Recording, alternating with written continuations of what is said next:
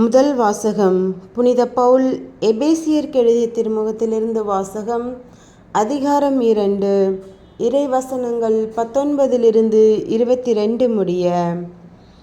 எனவே இனி நீங்கள் அந்நியர் அல்லர், வேற்று நாட்டினரும் அல்லர், இறைமக்கள் சமுதாயத்தின் உடன்குடிமக்கள், கடவுளின் குடும்பத்தை சேர்ந்தவர்கள், திருத்தூதர்கள், இறைவாக்கினர்கள் ஆகியோரை அடித்தளமாகவும் கிறிஸ்து இயேசுவையே மூலைக்கல்லாகவும் கொண்டு அமைக்கப்பட்ட கட்டடமாய் இருக்கிறீர்கள். கிறிஸ்துவின் உறவில் கட்டடம் முழுவதும் இசைவாக பொருந்தி ஆண்டவருக்கென தூய கோவிலாக வளர்ச்சி பெறுகிறது. நீங்களும் அவரோடு இணைந்து தூய ஆவி வழியாக கடவுளின் உறைவிடமாக கட்டுப்பட்டு வருகிறீர்கள். ஆண்டவரின் அருள்வாக்கு. இறைவா உமக்கு நன்றி. நற்செய்தி வாசகம். புனித லூக்கா எழுதிய நற்செய்தியிலிருந்து வாசகம். அதிகாரம் 6, இறைவசனங்கள் 12 19 முடிய.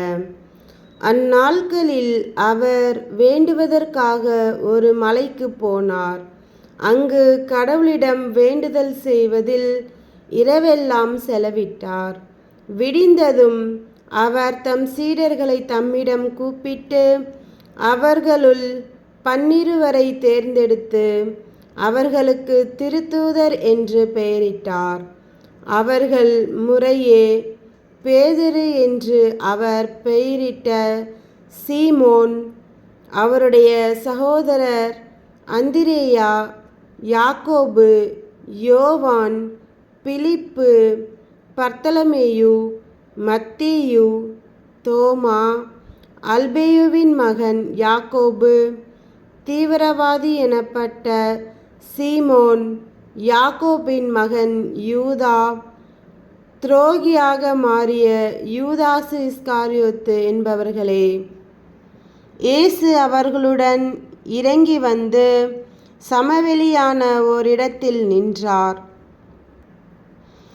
பெருந்திரளான அவருடைய சீடர்களும் யூதேயா முழுவதிலிருந்தும் எருசலேமிலிருந்தும் தீர், சீதோன் கடற்கரை பகுதிகளிலிருந்தும் வந்த பெருந்திரளான மக்களும் அங்கே இருந்தார்கள். அவர் சொல்வதை கேட்கவும் தங்கள் பிணிகள் நீங்கி நலமடையவும் அவர்கள் வந்திருந்தார்கள். தீய ஆவிகளால் தொல்லைக்கு உள்ளானவர்கள் குணமானார்கள். அவரிடமிருந்து வல்லமை வெளிப்பட்டு அனைவரது பிணியையும் போக்கியதால் மக்கள் யாவரும் அவரை தொட முயன்றனர். கிறிஸ்துவின் நற்செய்தி. கிறிஸ்துவே உமக்கு புகழ்.